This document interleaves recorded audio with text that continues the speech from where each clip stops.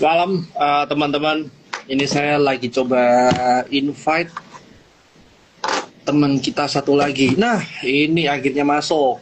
Halo, Halo, iya gimana? Harul. Akhirnya kita live lagi nih setelah berapa lama ke pending mulu ya gitu. Iya benar.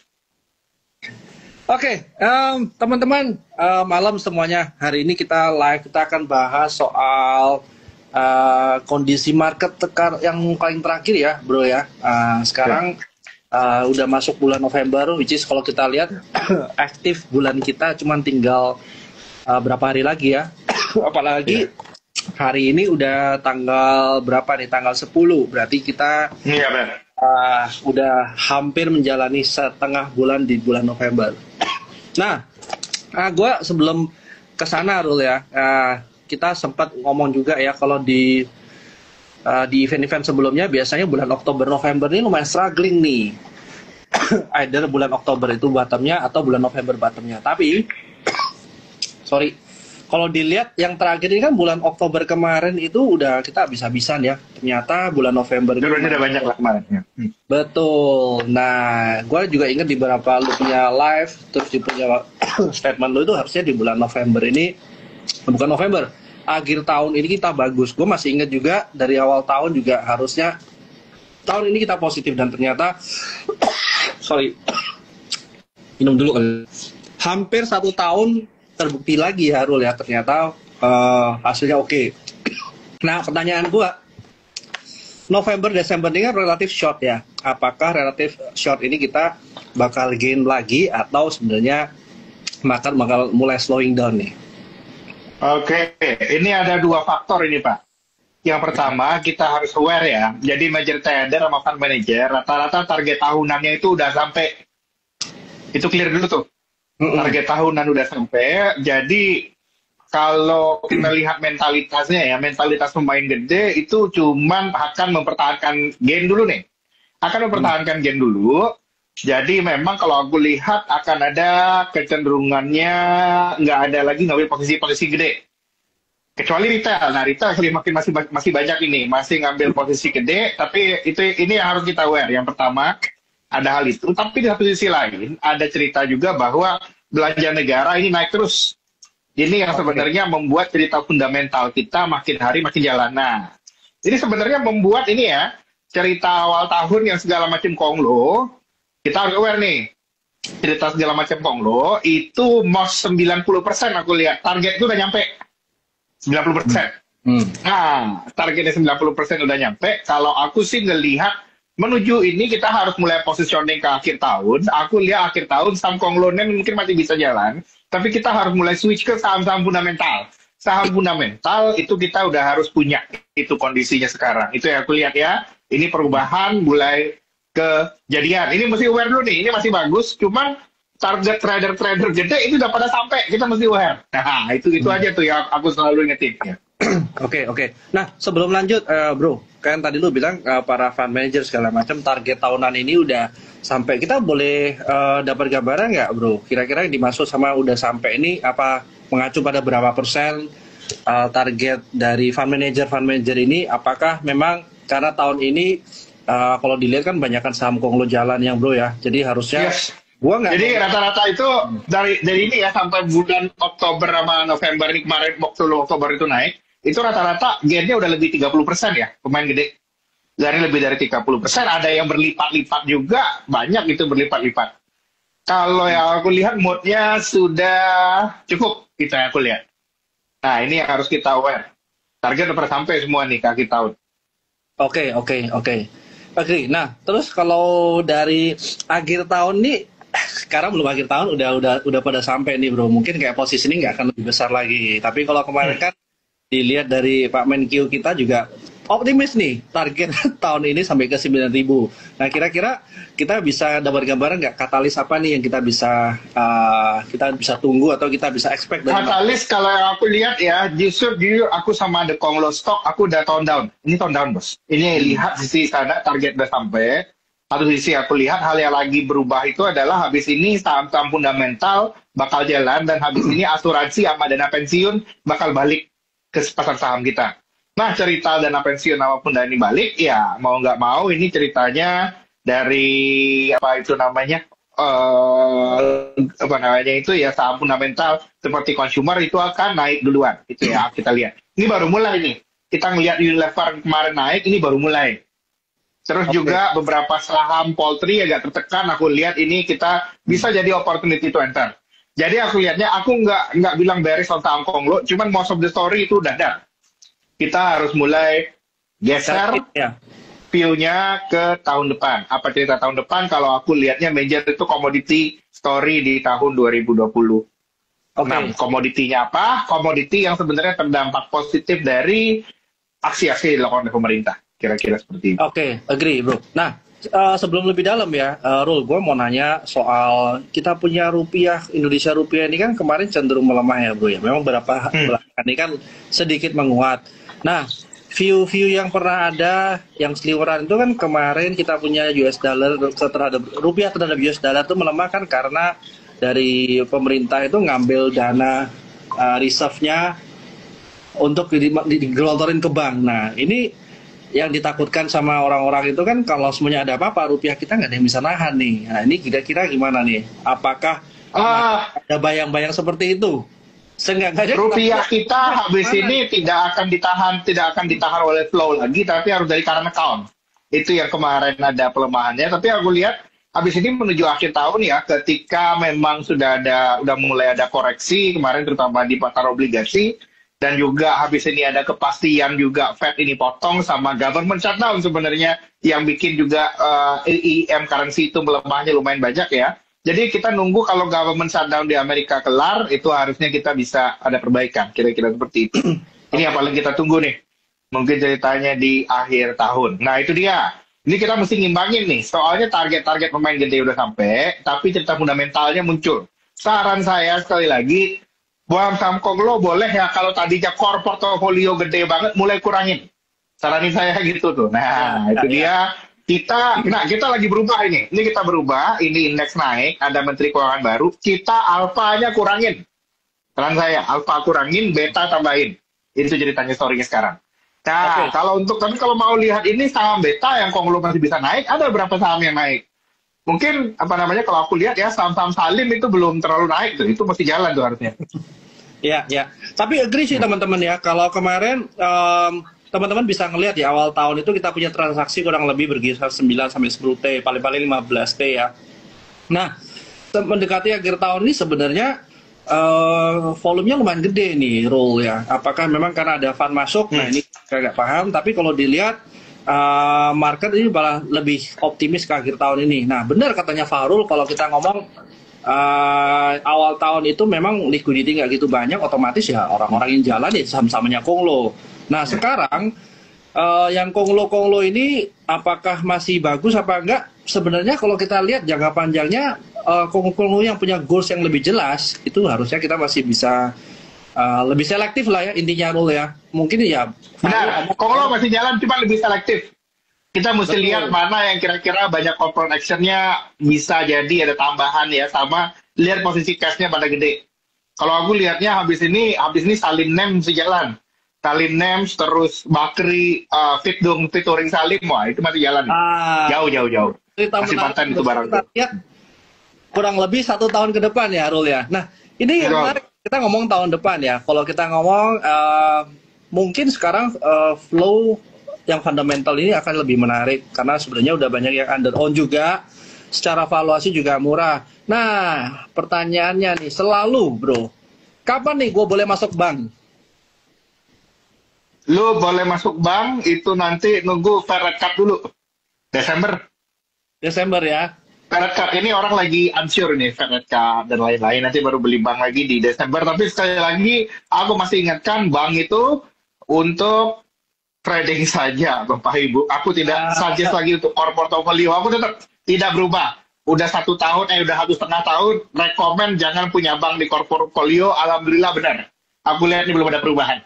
Betul. So far kita aman semua bro. Jadi kita dari Terima Ideas pernah ke call lah bro berapa kali untuk bank ya. 3-tiganya selalu berakhir cut loss bro. Itu malah. Ya mas, makanya bank jangan buat berakhir cut loss. Sedih. Sedih kan? Bener. Susah Kalau ini. kalau kita trading kan cuma 5-10% bro. Tapi cut loss-nya ya memang, Nggak, tapi nggak make money juga akhirnya kan. Ya itu sih. nggak ujungnya, ini aku lihat consumer Pak, consumer kayak CBP, Indofood boleh lihat, terus juga turunannya Pak, Salim, Lonsum, LSIP, LSIP, cek gitu. Ya, setuju. Itu, Setuju. nah kalau nggak gini, kalau CPO kan bagus tuh, kalau DSNG sama Tanji kan udah terbang. Aku lihat yang habis ini, Cinta Konglo, LSIP harus jalan tuh. Yang legat ya kali ya, bro ya. Legend. Ini ceritanya udah cerita legend. Satu lagi mainnya nih, ini akhir tahun Bapak Ibu main beta Pak. Ini bakal market growth base naiknya. Tapi cerita alpha udah pada selesai. Oke, agree.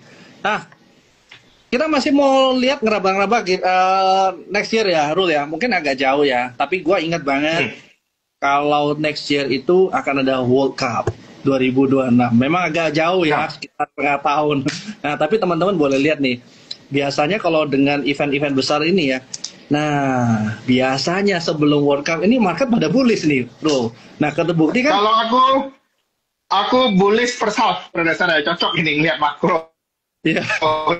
Itu mungkin lihat World Cup ya. Aku lihat first half bullish sampai tengah tahun, first quarter kencang, tapi after first quarter aku lihat banyak cerita jelek daripada baik.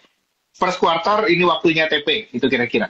Nah, cocok sebenarnya kalau dilihat secara season ya, biasanya itu second quarter agak batuk-batik gitu ya, Rul ya. Apalagi nanti second quarter mendekati second half itu udah mulai Piala Dunia nih ya. Biasanya bursa saham agak sepi, malah pindahnya ke mata kita ke Piala Dunia. Nah, tapi benar juga sih, Rul ya. Kita kalau ngelihat apakah nanti di bulan Januari Februari masih akan jalan? Ya biasanya sih kalau dari sekarang kita masih bisa optimis ya teman-teman ya, dari sekarang sampai Januari Februari lah ya kurang lebih Rul ya.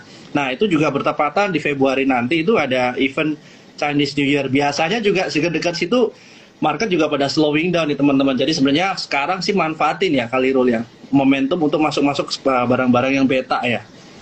Tinggal rebalancingnya di... Iya benar, manfaatin momentum. Jadi iya, kalau aku bilang ya, kalau beta ya antara aku lihat mungkin lebih gampang itu tuh Unilever, ICBP, pegas, jangan lupa, pegas.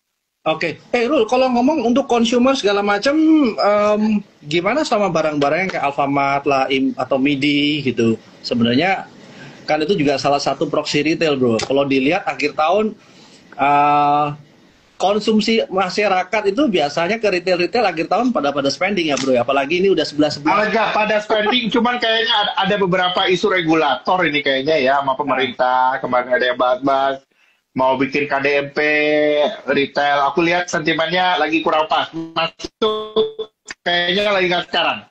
Kita ya, sisi distribusi ini kan banyak ada aksi pemerintah ya, baik ada makan bergizi gratis, KDMP dan lain-lain. Aku lihat di produsennya yang lebih bisa jalan. Oh, Itu dari produsennya harusnya berarti produsennya. Oke, paham. Berarti ya sektor. Terus selain itu, gimana lu lanjut?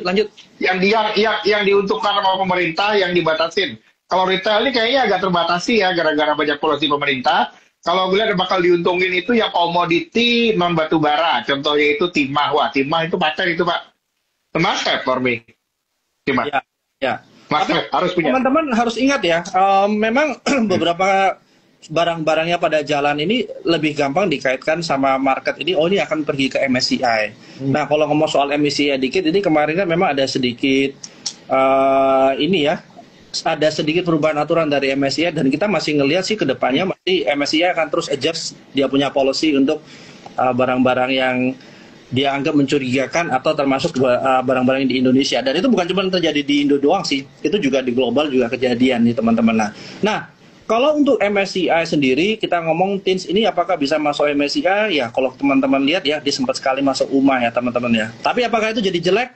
Enggak juga ya. Nah, mungkin Farul boleh cerita nih, Rul. Why lu lihat dari TINS-nya lebih menarik gitu? Kalau aku lihatnya ini bakal banyak perubahan struktural lah. Ini fundamental. Jadi pada dasarnya ini saham dari yang tadinya itu lihat illegal miner itu banyak banget. Ini sudah ditertibkan dan jadi prioritas pemerintah, Pak. Prioritas pemerintah soal pasal 33 ya yang harus dikuasai oleh negara, sumber daya alam. Wah, ini bakal menguntungin TINS. Dan ini banyak story lagi nih, ini baru the beginning Timah. Aku lihat masih panjang nih ceritanya. Agree. Nah, teman-teman kalau mau baca untuk bagaimana Timah ke depannya, mungkin kalau kita ada report, teman-teman bisa lihat kita punya report ya. Tapi kalau kurang lebih ke structural ya, Rul ya. Nah, terus kalau kita ngomong soal Danantara nih, Rul, ini sebenarnya masuk dalam program Danantara nggak sih Timahnya nih? Oh, ada. Nanti kita tunggu ya. Saya yakin ada. Ini kalau kita lihat hitungan cocok logi, ini harusnya jadi sektor prioritas. Salah satu sektor prioritas. Oke, menarik. Bakal muncul, ya bakal muncul ini. Itu yang aku lihat. Ini aku lihat. Jadi mungkin alpha yang bakal muncul nih, Timah. Aku lihat ini ya, apa namanya, selain beta, kalau masih mau cari alpha lagi, Timah bakal kelihatan. Terus hal lain yang mesti boleh diperhatikan, aku lihat ya, yang udah over punish properti, Pak. Oh. Ini kayaknya tahun depan properti ini udah harga mati nih, Pak, kalau gue lihat. Agak aneh kalau nggak naik. Udah terlalu aneh. Kenapa, Rul? Bunga udah diturunin, polisinya pemerintah ini, konsolidasi politik udah selesai. Oke. Masa nggak naik? Masa kayak Alam Sutra gitu, market cap-nya single digit? Enggak lah. Iya. Naik lah, masa nggak segitu. Itu terlalu naif kalau kita lihat bakalan dibiarkan di harga segitu, aku lihat ya. Ya. Mungkin ada benernya juga sih, Rul ya. Tapi mungkin properti yang seperti apa? Apakah kalau tahun ini, bro, kalau kita ngomong properti, orang-orang cuma mikir properti pani, bro. Berarti harusnya kalau tahun depan... Enggak. Beda. Next. Ini properti order pani. Ini lagi beda. Ini beda. Iya. Agree. Apalagi nanti kita masih ngelihat ada chance potensial rate cut ya. Harusnya kalau orang-orang rate cut ya, orang lebih berani spending, orang berani untuk ambil rumah, kendaraan, dan segala macam sih. Tapi mungkin ada angle apa lagi, bro, yang kita bisa ngelihat untuk yakin nih. Lu bisa ngelihat properti ini mungkin kita bisa betting. Apakah... Ini lebih pada proksi kestabilan politik sih, Pak. Kalau begitu politiknya stabil ya jalan di properti. Karena orang udah banyak yang nunda rumah itu bertahun-tahun. Jadi banyak kelas menengah atas sebenarnya itu mau belanja, mau beli rumah kan belum beres. Yang pajaknya dan lain-lain. Ini sebenarnya harusnya by tahun depan ini udah kelar. Nah, itu kalau aku lihat ya, Patriot Bond udah kelar. Mau apa lagi nih? Patriot Bond udah kelar, crackdown udah banyak. Begitu ini udah ini. Abisnya ada redenom kan? Ada redenominasi dan lain-lain. Yeah. Kalau lu nggak mau rusuh sama redenom, lu harus beli properti lah, uang lu. Ya, apalagi kalau kemarin awal tahun dari sampai sekarang mungkin kita lebih adjusting ke government yang baru ya, Rul ya. Ini udah pada adjust. Iya. Sebenarnya kita masih ngeliat hopefully result ke depannya ya. Oke. Iya benar. Iya, nah ini ada yang nanya properti. Wah, properti yang menyarankan dari ILD, kalau aku cari yang lain sih, Pak. Cari yang lebih clear cut lah. Clear cut. Iya. Ya, Sumarekon. Oke. Ya mungkin kalau teman-teman mau agak ngelihat secara valuasi ya, mungkin kayak BKSL itu boleh dilihat, tapi ya masih kita tunggu. Nah, BKSL. Ya, itu juga aku suka. Itu makronya pas lah gitu ya kalau BKS. Ya, nah terus ini kalau boleh lebih spesifik, properti yang seperti apa, Rul? Apakah properti yang modelnya kayak si Akra punya, yang JP-nya itu yang lebih ke industri, atau mungkin properti untuk perumahan orang-orang biasa nih, Bro? Residensial, Pak. Residensial. Tahun depan residensial. Cerita industri belakangan. Justru kalau gue lihat cerita industrial, ya ada wave-nya datang sekarang, tahun depan nggak. Tahun depan itu cerita consumption recovery. Nah, kalau ngomong properti terus Ciputra, sebenarnya ini dua klasifikasi yang beda nih teman-teman ya. Kalau Pakon memang dia ada jual rumah teman-temannya. Tapi kalau Pakon sendiri kan nature-nya lebih karena recurring income-nya. Dia lebih banyak dapat revenue atau income-nya dari mall lah, dari hotel dan segala macam. Jadi mungkin kurang cocok sih kalau kita bandingkan sama Ciputra. Tapi ya masih di sektor properti yang sama sih, di industri yang sama sih. Kalau tadi kalau Farul ngomong ke residensial ya, Pakon bukan punya residensial yang paling besar. Secara land bank dia mungkin kecil juga ya, Bro ya. Nah mungkin teman-teman bisa lihat properti mana nih yang land banknya masih banyak gitu ya, mungkin ya. Yang masih gampang dijual, kalau aku lihat paling gampang itu Ciputra lah. Ciputra paling sehat. Sumarekon, BSDE ya. Ciputra sampling, kalau mau mental spekulatif dikit Alam Putra.